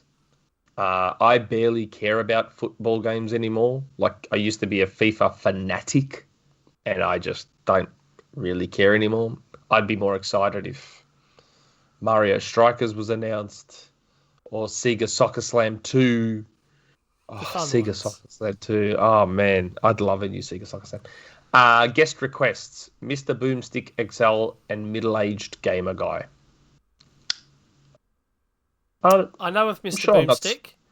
I'm sure I'm not speaking out of turn here, but Mr. Boomstick actually reached out to me Did he? about Oh. being on his podcast. Yeah. But unfortunately, my time zone sucks. Yes, it does. And I think the time I would have been on there, it would have been literally the middle of a workday for me. So I can't really do it. Why does it look like you're snorting cocaine? I was actually blowing my Looks like- nose, but didn't. It Let's looks like go. you're going down to Let's snort rock. cocaine. Sorry, I was muted the mic because I didn't want you to have to hear that noise. I'm still recovering from my lurgy from last week. Okay. Yes. But yeah, so sorry, Bonaldo. Haven't heard a thing about PES. Maybe I'll ask, because you've asked. Maybe I'll ask one of my people to see if they've heard anything about PES. I personally have heard nothing. Okay. Next question. Mort. G'day, panel. Panel. What does it stand for again? Prestigious Uh, and prestigious and Oh oh God. no, I've forgotten the Sorry, acronym. Prestigious Alliance. It was elegant I've already lads. forgotten it. Elegant lads at Yeah. the end. I've already forgotten it. 2 questions this time. Number 1. Have you considered a hot tub format for the podcast? No. So what, we all be in our own hot tubs? Yeah, we'd have to have our own hot tubs in separate Yeah. locations. I have a bath. Yeah, At maybe we home. could do a bathtub episode if you really, really want that in your nightmares. No, not gonna happen. No one? No. No takers? I Don't mean, wanna look, see I'm this hairy get man baby. Zedox. Get Zedox back on. He'll do it. I'm open to the idea. I've been working on the rig for a while now. I'm open to it. I'm Yeah. open to it. I I'm think not you're on your entirely own there, ashamed of bro. my body. Sorry? You're on your own there, dude. I'm Yeah, not I'm not entirely doing that. ashamed of my body. It's okay. Number 2. How will Xbox Era's coverage of E3 be? A live stream for the Xbox Bethesda conference for sure. But will you have even more special events during E3? Special guests, maybe interviews, hugs and kisses, Mort. So yeah, we'll be doing the live stream of Xbox Bethesda. Yep. I don't know what else we have planned. Yeah. How much can I Our special say? guest is going to be the week before. I asked him if he wanted to be on. I was going to ask him to be on the weekend, but it was our live stream. So I think this person will be doing their own Yeah, of course. live stream or whatever. So Yeah. Every even though he and I love each other very much, I didn't want to try and pull him away from his own thing. yeah, no, So he'll want to do it on his he'll own. be on the week before. But I'm not going to name him, but I'd say it would be semi-obvious after what I just said to it. It is definitely very obvious. The romance is real. Unconditional, he said. He said unconditional. I'm not sure how much I should say. So yes, we're definitely doing a full live stream with more than just the prestigious panel in front of you. There'll be a few other folks, some regular faces from You Had Me at Halo. Our back end team, the news writers, will be on hand running a live blog along with posting all of the stuff as it drops. There is some other things that can't talk about that may get some bits and pieces out of, but I don't have any specific guests lined up yet. Some of that stuff won't really firm up until in the next couple of weeks, really, and from other folks in press and publishers and stuff like that. So not a huge amount I can really say yet. This is kind of like our I know it's not our first E3 like as Xbox era, but it's probably the first one where we've got a bit of weight behind us and a good community behind us. So we're going to try and put on a good show. We're going to try and make sure we've got lots of coverage. Yeah, we're looking forward to it. It is going to be a blast, and obviously we hope everyone in the community comes and joins us and makes that live show as fun as I think it's going to be. Because with all the personalities that are going to be online, it's going to be a good giggle. Really looking forward to it. Is Don Cabessa going to be on there? Yeah, Don's going to be on. I think Don. Shall I just say Don, Kage Maru, One Bad Mother, and us three, I think, is the current lineup of... So 6 at the moment. 6, I think, yeah. It felt a bit crazy to start shoving everyone in there. It's probably 4 too many.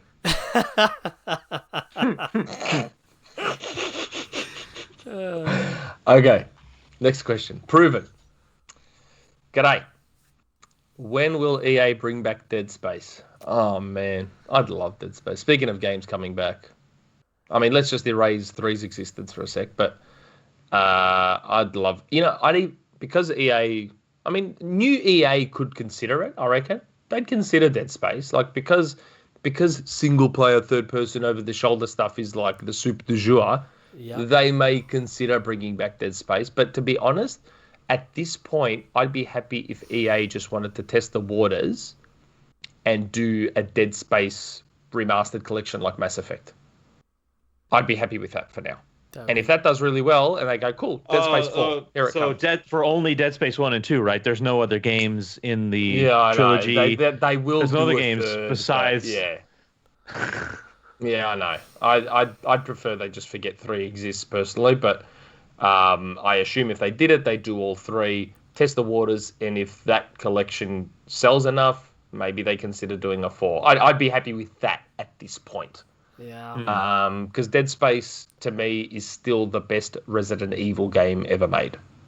Wow. Dead Space. Oh, yeah. If you haven't played Dead Space and you love survival horror, do yourself a favor and play Dead Space 1 and 2. They are incredible games. Incredible. Can't do it. Too much of a wuss. A good friend of mine was telling me about his experience playing Dead Space, and he says, it got to the point where I was so...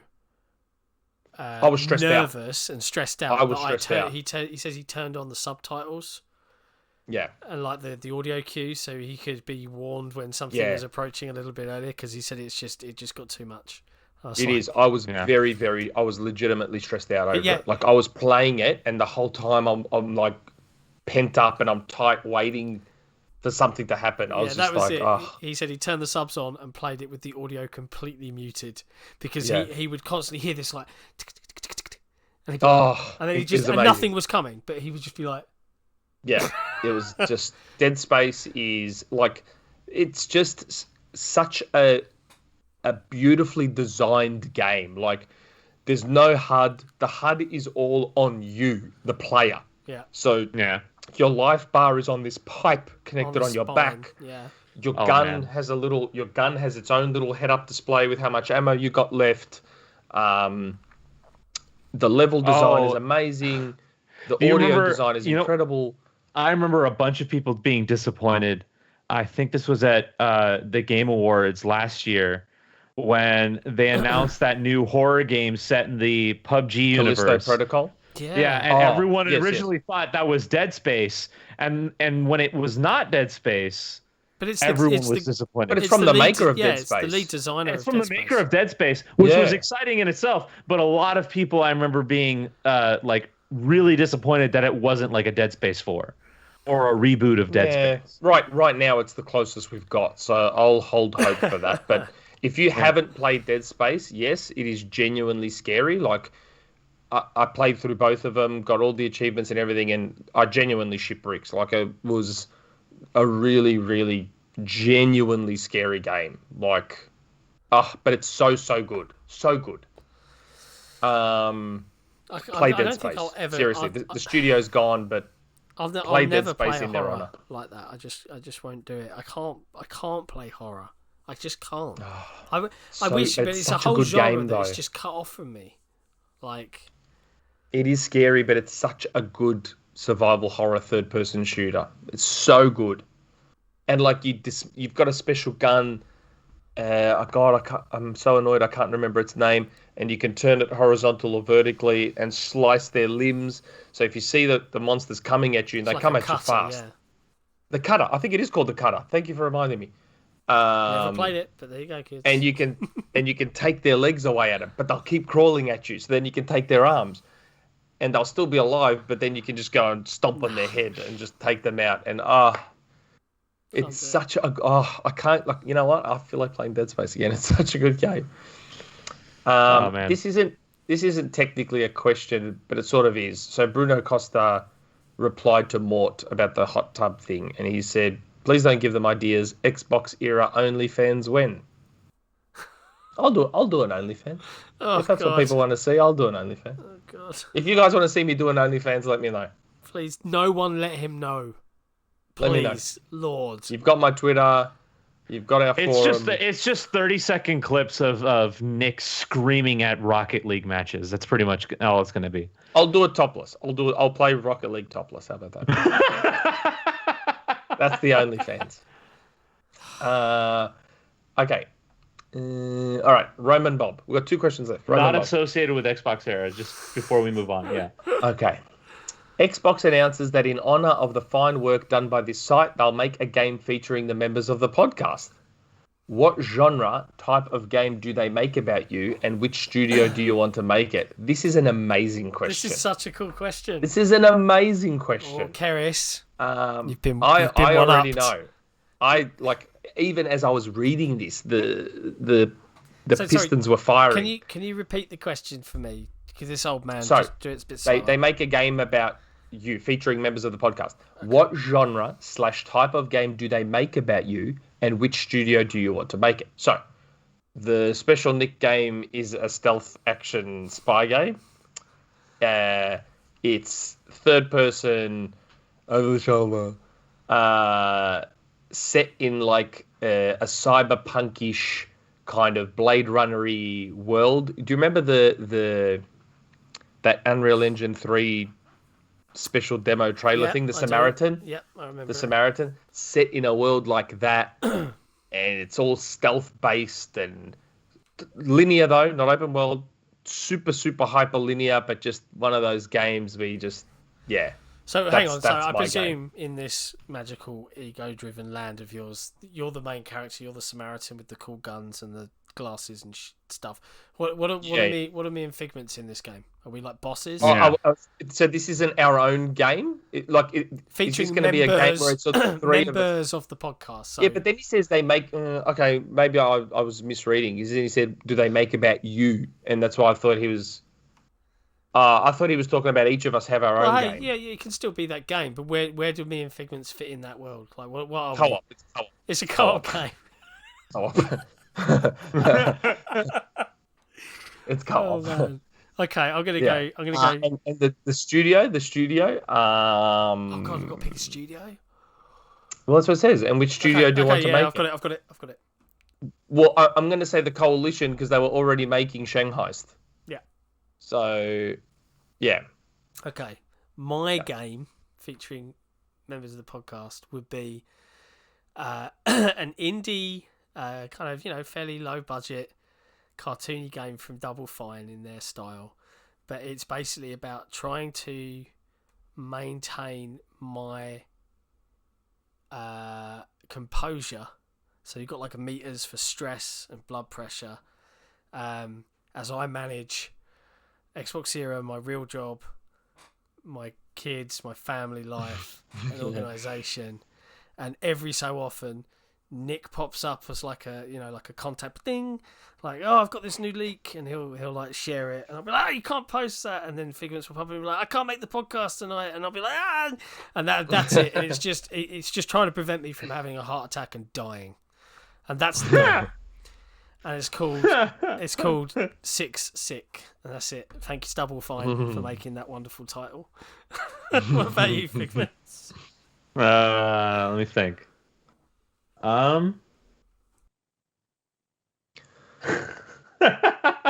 It's such a good question. It is maybe such a good one. maybe like a Hearthstone TCG-esque, but all the cards are Nick's rumors, and they're all like tier rated with like different attack defense stats, and like all three of us are just like different characters a player can pick. And stuff like that with different like stat bonuses and effects on the cards. We could put in the whole team at that point, the whole Xbox team, and then you can have like special cards for like prominent forum members that do damage in certain ways. Maybe we should Kickstarter that one. Maybe we should Kickstarter that. We know a couple of developers. Yeah. Hey, can you make a game where it's all about maintaining my blood pressure or building a super card? Surely a card game wouldn't be. I mean, I'm no developer, but surely a card game would be easier to make than the full-on action RPG. Well, yeah, one would imagine. Yeah, maybe we should Kickstart that. Let us know if we should Kickstart a card game. Yeah, if anybody developers listening, let us know which pitch you liked the best, and if you're interested in working on it. Our friend Anorexic. Yeah. Can you let me know, buddy? Like, if you'd be okay with this? Like, you made Omega Rally Championship, which is a full-on car game with physics and everything. Like, surely a card game is within your amazing abilities. Yeah, could be. And we'll get Chris to help him out, Zedox. He does a bit of development as well. I'll tell you what, when this podcast goes out, I'll put a thread up on the forum and let the community vote on their favourite game. No, it's the card game. We'll do the card game. We'll do Figment's idea. We'll do the card game. See if we can make it. Yeah. Okay. My card has to be the most powerful one. Yeah. Yeah, sure. My card has to be the best one that can't be beaten.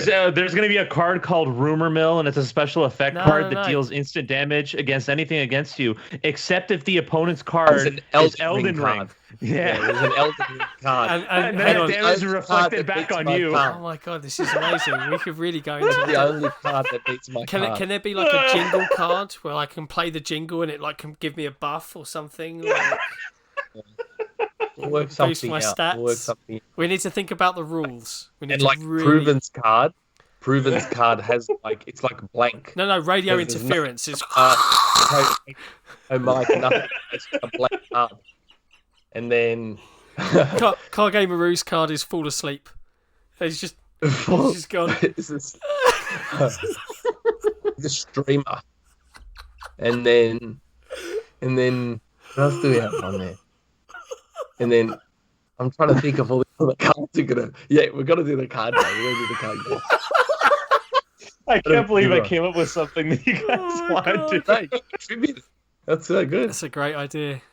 I want to see it. We need to come up with all the rules. We've got to kickstart that Xbox era TCG.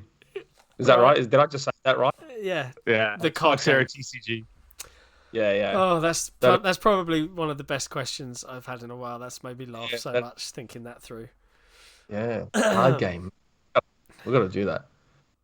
Okay, last question. Running Riot. What's up? Actually, you mentioned tiers, Figments. It's funny. I saw a post on Reddit, and there was someone ranking all the leakers and the insiders. Were you on that?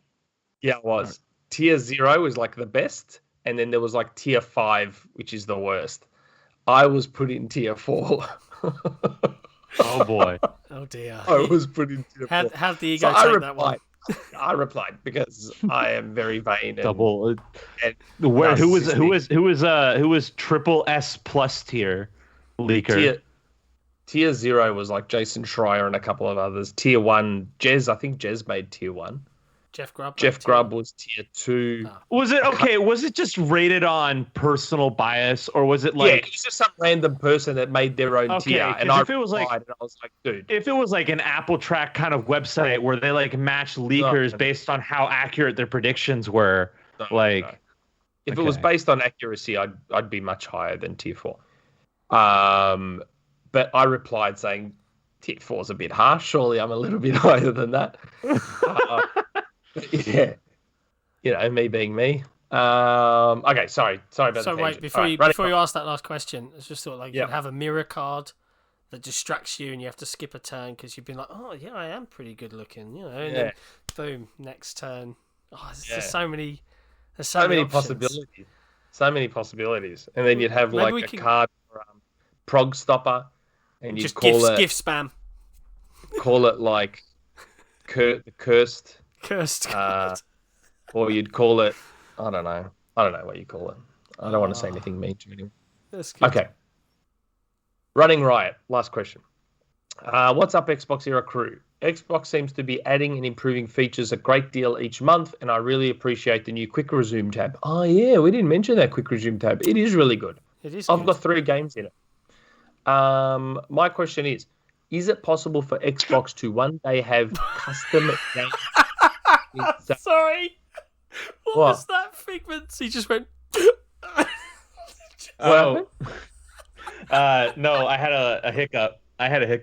And apparently now he's laughing. Sorry, that Yeah. really cracks I me didn't up. see You it. like I was looking at mid-sentence, the- and I just caught his expression. I'm gonna have to watch it back later on, but he just kind of Okay. went. Sorry, I sorry. didn't see it. I was looking at the question. Okay. Sorry, please start again. I thought you were laughing at the custom game settings. Is it possible for Xbox to one day have custom game settings saved? For example, if I want to play Rocket League or Fortnite at 120, I have to change that on a system level, and then when I go back and change it to 4K 60, then when I want to play something like Resident Evil, would it be possible to one day have it set that when I turn Fortnite on, the system knows I want it at 1440 120, and when I jump back to Resident Evil, it knows to switch it back to 4K 60? Love the show and keep up the great work. Theoretically, that should be possible. Like, they had system level settings on 360 back Yeah. in the 360 days. They did. So I don't see why. But the thing is, if it's a per game setting, Yeah, What that's is the Yeah, game? that's a. It's like, because how would Xbox be able to come up with all the permutations of custom settings? you'd have Like- to sit there and set it yourself. Yeah, and I think at And the you're moment, doing it in the game anyway. The game saves its own settings. does it? I think at the moment, if you load it up and you go to manage game and go to compatibility settings, you can choose whether you want to use FPS boost or not. but Some those are of them- standardized. But he's talking about like what custom game settings, right? No, he's Yeah. saying I play Custom this game game settings. and I want to make sure that this one plays at this setting all the time. But that happens now. Yeah, okay, Every that time I happens go now. into Rocket League and I was Fortnite, confused they're at for a 120. second. I heard custom game settings, and I was just like, so like Halo customs, like you want that to be at the dashboard level? Like, how is that even going to be possible? because unless I'm misunderstanding you, Running Riot, that happens now. Like, each game Yeah. already has its own personal Yeah, settings no, that are that- saved. That happens now. Yeah. But are you Like- wait, no, is he talking about maybe having like, because there are standardized list of game per game settings that you can go into the manage game tabs and stuff. Is he talking about like a global setting of like, oh, I just want auto HDR off? Because that already exists. You can turn auto HDR off on everything. No, I now. know. But what I'm saying is I read out the example. For example, if I want to play Rocket League or Fortnite at 120, I have to change that on a system level. And then when I go back and change it to 4K 60, when I want to play something like Resident Evil. That's not on a system Would it- level. That the game, the Yeah, console that's per automatically game. switches. The console automatically switches hertz. You have to explicitly disable 120 FPS in settings. Otherwise, it's toggled automatically when the console detects you have a 120 FPS. There must be TV. something I'm misunderstanding here. So I apologize, Running Riot, if I'm misunderstanding your question. But to me, that reads like what we have now Yeah. already. Like, I thought- every time I play Rocket League, it's already at 120. And then if I go Yeah. and play Resident Evil 2, that's already 4K 60. See, I thought he was talking So- about the compatibility settings where you can say, because some titles they recommend you have FPS boost Yes. on, and On sometimes or they actually off. recommend Yeah, you have yeah. it off, and you have to go in and change it if you do want to turn it on. I thought he was talking about that, and maybe the system isn't remembering every time you boot the game after you've picked it once. No, it does but though. It does. It though. does. I don't know. Maybe we're not getting I it. don't You'll know. have to. I apologize profusely, Running Riot, if I'm not understanding your question. But if the way I read it and interpret it, that's literally just playing the game and having the settings in the game. Yeah. Unless I'm misunderstanding. Because at first when he talked about custom game settings, I'm like, oh yeah, like the one on 360 where it automatically, every time you boot up a new game, it sets it to easy because that's what you want your games to be, easy. And now the PlayStation 5 has those. Yeah. I was thinking he was talking about those global settings, but then when he talked about the example just reads like what we have now. So that maybe there's something missing there. So when you see this episode, jump back into the lounge and explain what we've missed, if we've missed something. Yeah. But yeah, that was the last question. Sorry if we've misunderstood it. Yeah. I'm not sure. But yeah. That's the end. That's it. The end of community questions. Yep. You do realise how long? And I haven't thought about this, right? But obviously we've got like 60+ patrons now. Mm-hmm. We're very lucky that we don't get 60+ questions. Yeah, I know. It would be a very, very long podcast. I know. Okay. This part of the podcast needs to be edited out because now people are going to come on board and ask 60 questions. And it's not just 60 questions, one per person. It's going to be like what we have already where it's each person asks 3 different questions. Man, then this podcast is going to take 6 hours. What do we Cross that what do bridge we if we come do? to it. Hmm. We'll cross that bridge if we come to it. Yeah, we'll have to really rethink it. You know, maybe we Not just that I don't like the questions that our community poses to us. They're amazing questions, but like I don't want to spend 6 hours in my chair reading them all. Yeah, I don't know what we would do in that scenario. And I'm sorry I brought it up live because now they're probably rubbing their hands together and thinking, let's really fuck with these guys. But hey ho. We are now. What is it? Okay. It's 2 hours, pretty much. Yeah. No. Well, I was going to say it's the 15th of May. Right. Yeah. We are a month away, 4 less than a month away from E3. Yeah.